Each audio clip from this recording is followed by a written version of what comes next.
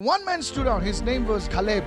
तो एक व्यक्ति खड़ा हुआ, उसका नाम था Caleb He was 85 years old. और उसकी उम्र जो है 85 साल की And थी। he speaks these words to Joshua with faith and courage. और देखिए इन वचनों को जो है वो यहोशू से कहता है विश्वास और हिम्मत दिखाकर। Now what was Caleb asking? और देखिए यहाँ पे कालेब जो है क्या मांग रहा था। He's asking not just for something very easy.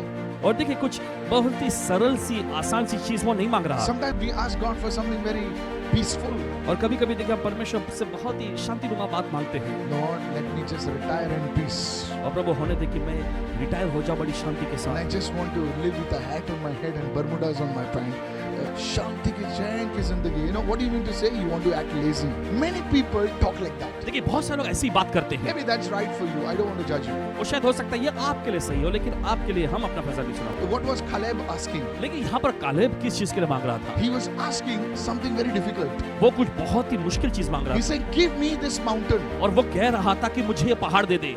Now this mountain is in the land of Hebron. और देखिए ये पहाड़ जो है हेब्रोन के देश में था। This was the mountain that was infested or dominated by the people called the Anakim. और देखिए ये पहाड़ या ये देश जस कहा जाए तो अनाक वंशी लोग इसमें शासन करते थे, राज्य करते The थे। Anakim were a tribe of giants. और जो अनाक वंशी जो थे वो दानवों के गोत्र में से आते थे। They were giants. They were like, you know, the Bible scholars tell us that they were 9 feet to 10 feet tall. और देखिए वो दानवों के वंश में से आते थे। तो बाइबल के विद्वान लोग ऐसा कहते हैं कि उनकी कद काठी जो 9 फीट 10 फीट की होती I थी। believe they were the descendants of the Nephilim.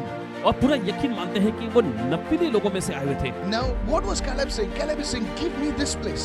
और कालेब यहाँ पर क्या कह रहा है? कालेब कह रहा है कि मुझे ये स्थान दे दे। Now, many people miss this. देखिए बहुत सारे चुप जाते हैं इससे। Now, victory over the giants is never easy.